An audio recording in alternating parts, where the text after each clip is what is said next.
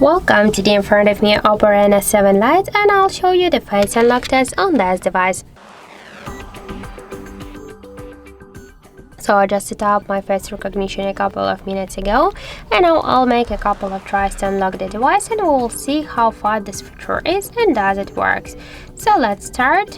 1, 2, 3, 4, 5. So as we can see, the face unlock just feature works here so fast. This is really good result. I just want to try one more thing here. I just will try to unlock the device without the glasses because I set up my face recognition with the glasses.